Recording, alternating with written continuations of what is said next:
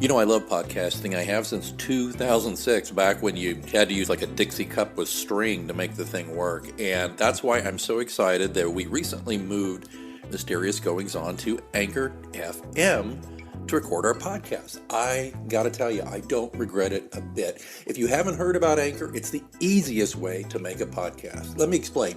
First of all, it's free. There's creation tools that allow you to record and edit your podcast right from your phone or computer. Anchor will distribute your podcast for you so it can be heard on Spotify, Apple Podcasts, and many more. And you can make money from your podcast with no minimum listenership. It's everything you need to make a podcast all in one place. Not going to lie to you, when I first heard about Anchor, I was a little dubious because I've been doing it the hard way for so long. But I got to tell you, it's very easy. Use a Stripe account. Get sponsors. You're not paying monthly hosting fees. The sound quality is great. The distribution is phenomenal. Friends, download the free Anchor app today if you want to start your own podcast, or go to anchor.fm to get started. Remember, you heard it here first on Mysterious Goings On.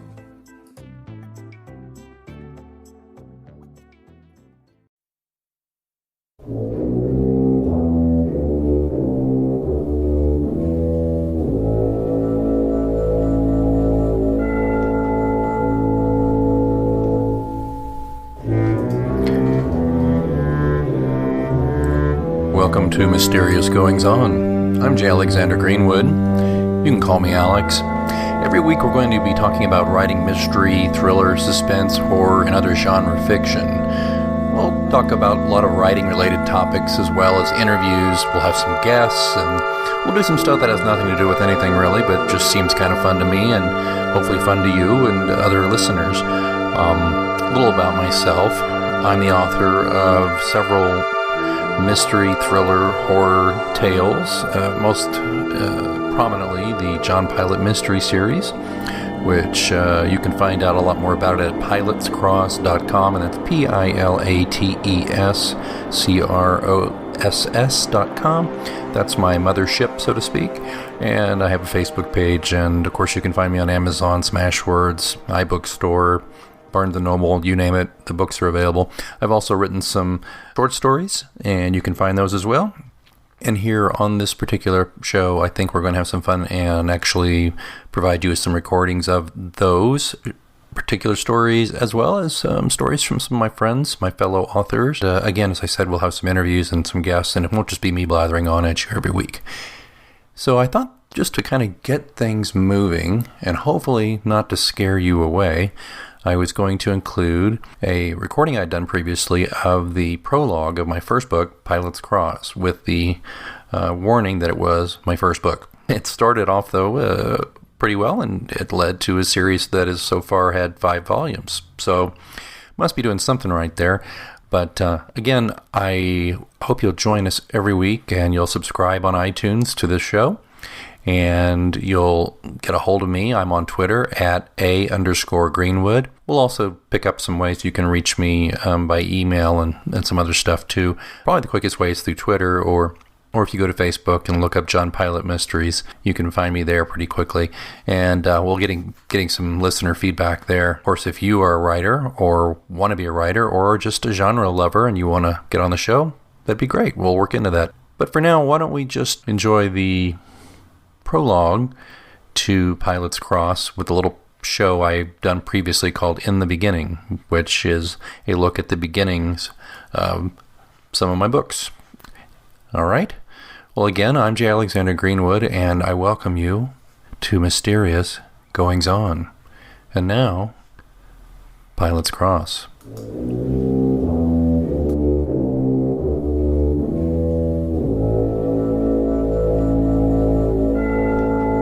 Pilate's Cross, Prologue, November 26, 1963.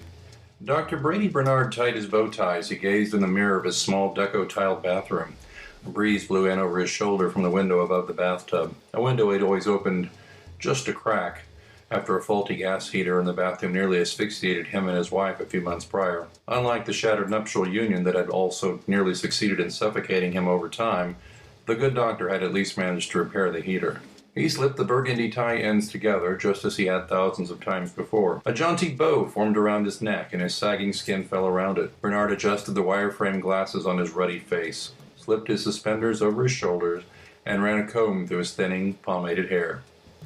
He glanced quickly at the headlines of the 2-day-old newspaper crumpled on the floor beside the toilet. Kennedy slain on Dallas Street. Bernard heaved a disgusted sigh. Like so many others, he liked President Kennedy. The assassination had a surprisingly strong effect on him, though not for the typical reasons anyone might suspect. The stairs creaked and groaned under his 260-pound frame. From the landing, through his leaded glass window on his front door, he saw gentle snowflakes falling. Bernard slipped into his jacket, followed by his overcoat. He dimmed the lamp on the end table, opened the front door, and stepped 1 foot outside, but then stopped abruptly. "Oh, yes," he said. He turned quickly on the ball of his foot and marched across the living room to a 7-drawer oak desk. For the first time in months, he took notice of the framed motto he'd hung over his desk several years ago. "An Indian scalps his enemy. A white man skins his friend."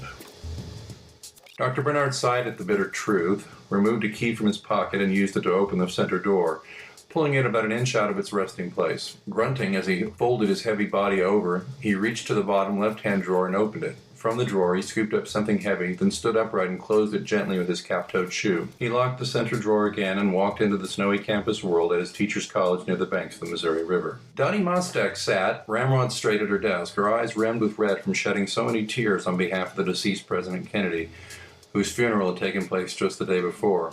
Her dark hair, which she'd styled in proper Jackie form for the past 3 years, was as disheveled as her emotional state, a careless mess. She just could not force herself to care about styling her hair. In the grand scheme of things, it seemed so trivial. She touched her hand to her chin and glanced at a newspaper that offered grainy grayscale photos taken at the funeral. Bobby looked so devastated, and John John's salute was heartbreaking. Out of respect for the fallen commander-in-chief, classes have been canceled, and the school had been closed to students for the week. But today, administrative staff were expected back to work. Dottie was relieved there would be no students. "I can sure use the peace and quiet," she thought with a defeated sigh, glancing in her compact mirror at the destroyed mop on her head. Earlier, Dr. Walker Keeler had quietly slipped in. At the sight of her stricken expression, he consoled, "It's a sad day for all of us, Dottie. Try to get a hold of yourself." She nodded at the other chief executive in her life, the president of Cross College, and sat up straighter in her chair. Next, she dutifully attempted to type a memo as President Keeler disappeared behind his office door. She admired Dr. Keeler, a reserved and thoughtful man who had been in education most of his 62 years. Downstairs, Dean Gareth Kennedy had been spending the last few moments reminiscing with his secretary, Grace Hamilton, about the time he'd met JFK himself on a train right after the war. He regaled her with the tale of borrowing a newspaper from the rail-thin, nearly crippled Navy hero. He said, "Sure," in that Boston accent of his, and handed it to me. Kennedy said, "I introduced myself, and that's when he told me he was Jack Kennedy. That's why I remember meeting him. We had a laugh about being related or something like that." He paused a moment, tapping his finger on the Kansas City newspaper that lay open on his desk, plastered with photos of the slain president's memorial service. His voice trailed off. Grace looked at the steno pad in her hands. Kennedy shook his head, wiped his glasses, and told Grace to tell the 2 typewriter salesmen in his outer office that he'd be with them in a few minutes. She closed his door quietly and returned to her desk. Walter Mackey of the West Side Typewriter and Office Company waited patiently in Dr. Kennedy's outer office, seated in a worn wooden chair. Next to him sat Thomas Guthrie, his new trainee. Mackey was entering his 20th year in the sales game, and this week he was tasked with showing the freshly discharged from the Army kid, Guthrie, ropes. On the way over from the city, he filled Guthrie in on the sad story of Cross Township, telling the wide-eyed rookie how Cross had once rested close to the banks of the Missouri River until the Great Flood of 1943 rerouted the mighty Missouri and quashed Cross's ambitions of economic glory. Now it was a small, anemic college town a mile from the river and 2 miles off the beaten track of State Highway 9. "But they still got college there, and colleges need office equipment, one way or another," he explained to Guthrie. "Dr. Kennedy will see you in a few minutes, gentlemen." Thank you, ma'am," Mackey said. Guthrie smiled back at her as well. A little too big, Mackey thought. "If you're in a hurry, you might want to go downstairs to the Commerce office to handle the past billing," Grace said. "Then you could come back about the new typewriter order." "Oh, that's okay, we can wait," Mackey said. Guthrie nodded assent, sliding his beaten-up leather satchel on the floor beside his chair. Grace sat down. "He has an appointment with one of our professors at 8:15, but it shouldn't take long," she said. The men nodded. They knew the drill. A few awkward minutes passed after the campus bell rang 8:15 a.m. Mackey looked at his watch, then at Grace. Terrible what happened in Dallas, the salesman said, trying to make conversation. Guthrie nodded in silent agreement, his face grim. Yes, Grace said. She was a picture of efficiency, and any grief she had for President Kennedy, or nearly any emotion at all, was reserved for her husband and dog to see. Mackey was not one to be ignored, however, which served him well in the sales business. Just awful. I'm glad they got that bastard Oswald, Mackey said. Grace jumped a bit at bastard. Oh, sorry, ma'am, pardon my French, but the whole thing's just so upsetting. Grace stood and offered a simple yes. She looked back at her boss's door. Perhaps Dr. Kennedy can see you, since Dr. Bernard seems to be running late today, she offered, wanting to get them out of her lobby so they'd stop distracting her from her work. She knocked quietly at his door and slipped in. Mackey and Guthrie stood up and took a step toward Kennedy's door. The double doors rattled as a tall, portly man in a snow-speckled overcoat barreled into the outer office. He eyed the two men for a second and said, I'm first. I have an appointment. Grace returned from Kennedy's office. Oh, Dr. Bernard, she said, not looking him in the eye. Dr. Kennedy is ready to see you and has been expecting you. Please go on in. Bernard nodded and walked past Grace and the salesman. He quietly closed Dr. Kennedy's door behind him. Mackey whistled. Boy, that's a friendly fellow, huh? He said. Grace looked at her desktop as if to make it clear she wasn't there to make excuses or explanations for anyone. Dr. Bernard has been... Well, she cleared her throat and leaned forward toward the men. In turn, the salesman leaned toward her in the creaky old chairs, eager to hear some rare gossip from the usually sphinx-like Grace. She had just opened her ruby-red lips to speak when the air in the room crackled with an explosive series of 5 sounds. Mackey froze. Grace jumped. Guthrie launched from his chair. Was that, gunshots? He said. Dr. Kennedy's office door opened, and Bernard calmly strode into the outer office, closing the door behind him with his left hand, holding a distinctive German Luger pistol that was partially obscured under his coat with the right. A sickening, sulphurous smell followed him. Guthrie started toward the professor, but Bernard raised the gun at the veteran, and the next instant his left hand instinctively jolted toward his eyeglasses, which had faint red specks on the lenses. Everyone froze for a bizarre 2 seconds of silence before Bernard walked past them into the hallway. Grace rushed to Kennedy's door and saw him splayed like a marionette with clipped strings on the floor beside his desk. His head rested at an odd angle of contortion against a radiator on the wall. He had a small, almost bloodless hole above his right eye.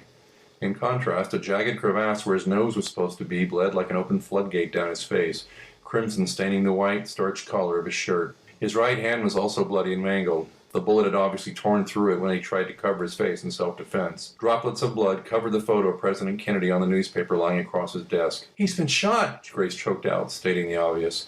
Mackey burst into the room, saw Kennedy, and threw up on his own shoes. I knew they were gunshots, Guthrie said, whistling and patting his pockets for a pack of cigarettes. Dottie heard what sounded like a series of thumping sounds from downstairs, but she thought little of it. She continued typing her memo until Dr. Bernard, who had calmly slipped into the room and up to her desk, interrupted her. She noted that he was wearing his overcoat and was wiping his eyeglass lenses with a monogrammed handkerchief. Oh, Dr. Bernard, you startled me. Bernard didn't look at her. He simply continued to clean his glasses. He in? Yes, he is. You can go on in if you'd like, she said, keenly aware of Keeler's open-door policy with faculty, even faculty whose contracts had been terminated effective the end of semester. Bernard grunted, put his glasses back on, and stepped toward Keeler's office. Then he suddenly stopped. Without turning around, he spoke in monotone. They shoot presidents these days. Then he jammed his right hand into his pocket and went in. Dottie shivered at the emotionless announcement and looked back to her typewriter. She glanced up a second later and noticed that Bernard had not closed the door as he normally would. She craned her neck to peer into President Keeler's office. In a split second, she convinced herself that her overwrought emotion stemming from the JFK assassination had rendered her eyes unreliable. Surely Dr. Bernard is not pointing a pistol at the head of Cross College President Walker Keeler. I must be seeing things. The chain reaction of cartridge ignition rocketed the bullet from the barrel into Keeler's right eye socket. Dottie screamed hysterically at the grim reality as Bernard took his leave, walking silently past her desk and out the door. Bernard trudged across the snowy oval in front of the administration building. The Luger was warm and felt nice in his pocket, a reprieve against the chilly air. The campus seemed airless and deserted to him. The carillon bells played a Christmas carol just as he reached his own front door. He shed his overcoat, draped it over the banister, then carefully removed the Luger from his pocket and walked to the desk. He unlocked the center drawer just as he had earlier, then opened the bottom left-hand drawer, from which he retrieved a box of cartridges. He dropped the spent shells from the Luger's magazine into a wicker wastebasket beside the desk. He paused for a moment, looking at the weapon he'd personally taken from the stiff, dead hands of a German officer in a crumbling Berlin tenement. That officer's face had been left with a hole in it, too, not unlike Dean Kennedy's. He methodically loaded the pistol, then set it on the desk and removed a piece of paper from the center drawer. It was his last letter, already typed. Mr. Benton, please take charge. Use Nathaniel's funeral home of Goss City. Services should run about $600. Cremate and scatter ashes from the bridge over the Missouri at night under the cover of darkness. Let only one person know what you have done. I require no funeral services or other fanciful memorials. No relatives need to be notified of my demise other than my wife, wherever that harpy now resides. Stay in my house at night or get someone until things quiet down. Somebody might try to cause trouble. You will be paid for your faithful service in these matters. Take care of my office and bring everything down to the house. He signed it with his fountain pen, blotted it, and placed it before him on the desk. He reread it carefully, then wrote a postscript under his signature. P.S. Wally tried to fire the wrong person. Bernard rose from the chair, walked across the drab hooked rug, and placed the letter in its center. He capped his fountain pen and placed it on top of the letter. He removed his eyeglasses and put them in the breast pocket of his jacket. As absently as he had tied his bow tie that morning, he placed the warm, acrid barrel of the German gun in his mouth and squeezed the trigger without a second thought. November 29th, 1963. Griff Nathaniel tapped the ashes from his cigarette into the open cardboard cylinder on the desk in front of him. The cigarette ash was finer and darker than the mortal remains of Dr. Brady Bernard, which had the appearance of fireplace ash mixed with chips of rock. The chips were not rocks at all, of course, but the remnants of the departed Bernard's bones. All men are cremated equal, he said aloud, smiling and remembering the joy the distasteful but clever pun had brought to his father, Martin. He leaned back in his chair, swinging his feet on the desk of the funeral home with the pre-assassination issue of Life magazine resting on his knees. He had known the late Dr. Bernard from his psychology class. He remembered the man as a boring lecturer who would intentionally drop pencils so he could sneak peeks up the front row of co-ed skirts. Griff always thought it was funny that the strangest prof on campus taught psych. The old bird's wife had left him a few months prior, and word around campus was that Bernard's boss, Dean Kennedy, had the okay from President Keeler to fire him. Griff leaned forward, exhaling smoke and stubbing the cigarette out in a small pan spirited from the embalming table. Life flopped to the morgue floor as he reached for the town's twice-weekly newspaper, the Cross Courier. He scanned the paper. Accounts of the Cross College president's murder had even bumped the president of the United States murder off the front page, at least locally. President Keeler and Dean Kennedy were dead on the scene, and Bernard had been found dead in his living room, killed by his own hand with the same Kraut gun. He left a peculiar suicide note along with the fountain pen he used to sign his name that last time. The newspaper did not reveal the contents of the note, but Griff knew. Sheriff Scoville had told Martin Nathaniel that the letter left strict instructions for cremation and how to dispose of Bernard's effects. Scoville also intimated there was a bizarre postscript, but he would say nothing further about it. Griff had asked his high school buddy, Morgan Scoville, a member of the social club, known as the Cross Cavaliers, what he knew, but Morgan was as stubborn and tight-lipped as his father, the sheriff. Oh, come on, Morg, we're Cavaliers. We have no secrets between us, right? Griff had coaxed, trying to revive the camaraderie of his gang from high school. Morgan Scoville had simply shaken his head and said, "Oh, but we do have secrets, Griff. And be glad we do." Crazy son of a bitch. That was all Sheriff Scoville had allowed Griff beyond the press accounts. After his first-hand observation of Bernard's handiwork on the heads of Keeler and Kennedy, Griff had to agree. Even with Martin's artistry with mortician's wax and makeup, closed caskets were the order of the day for both funerals. In his 22 years growing up in the family business, Griff and Nathaniel had seen his share of dead bodies, none worse than those mangled by combines or car wrecks. However, in his opinion, there was something far more gruesome about a bullet hole in the face and a blown-out skull. "Griffin?" Martin Nathaniel called to his son from the stairs. "Son, you down there?" Yes, Dad," Griff said, waving at the smoke in the air. Martin descended the stairs looking paler than usual. Admittedly, the man could have walked right out of Central Casting to play the part of a mortuary director even on his best day. But on this day, he looked flushed, perhaps even ill. His thin fingers nervously smoothed his black frock. "Where's Dr. Bernard?" he said in a way that always referred to the deceased, regardless of whether they were on the exam table or in a jar. "Right there," Griff said, glancing down at the open cylinder before him. "Oh, good." "Dad, you okay?" Griff said, unused to seeing his father's studied reserve shaken and bothered by the man's profuse and uncharacteristic perspiration. "Yeah, I just came down the stairs a little too fast, I suppose," he said, his face morphing into the mask of a disengaged kindness that he usually saved for the customers. "Do me a favor, son.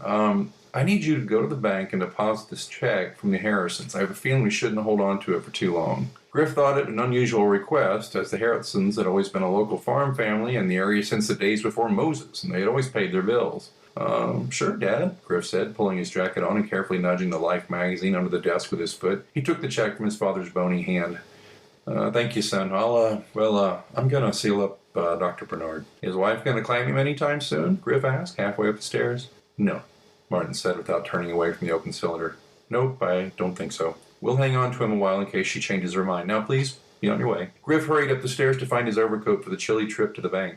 Martin's hand shakily fished into his frock coat. From a button interior pocket, he retrieved a small brown ledger, held together with a fat rubber band. He fingered the rubber band a moment and looked at the crematory oven on the other side of the room. It had been fired up early yesterday for Dr. Bernard and was still quite warm.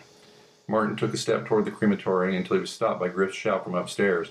"Dad, the mayor's here and wants to see you. He says it's urgent." Martin started, and the shaking in his hands worsened. The ledger suddenly seemed as hot as a coal from the oven. He hurriedly dropped it in the cylinder of Brady Bernard's ashes, sending a plume of dusty remains into the air. He then sealed the package with packing tape. I'll be right up." The cylinder of ashes was still warm to the touch as he carried them to a small closet in the basement. He felt in the dark for the light chain and pulled it. Martin slid Dr. Brady Bernard's ashes onto the shelf next to rolls of toilet paper and some dusty plastic flowers. He pulled the chain again to turn off the naked light bulb and close the door. As he climbed the stairs to the parlor, the unmistakable voice of Mayor Ollie Olafson greeted him. "Marty, we need to talk." That was the prologue for Pilate's Cross, Washing Your Hands of Murder Isn't Easy by J. Alexander Greenwood. If this reading interested you in reading more, please feel free to get the ebook or the paperback from pilatescross.com, amazon.com, Barnes & Noble, Kobo, Apple iBookstore, and many other places. But for general information, please visit my blog, Clues, at pilatescross.com. A little flexibility can go a long way.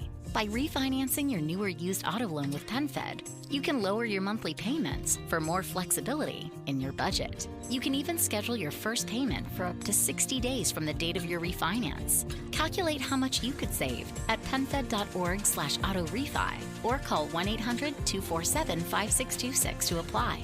Membership is open to everyone. To receive any advertised product, you must become a member of PenFed, insured by NCUA. A little flexibility can go a long way. By refinancing your new or used auto loan with PenFed, you can lower your monthly payments for more flexibility in your budget. You can even schedule your first payment for up to 60 days from the date of your refinance. Calculate how much you could save at penfed.org/auto-refi or call 1-800-247-5626 to apply. Membership is open to everyone. To receive any advertised product, you must become a member of PenFed, insured by NCUA.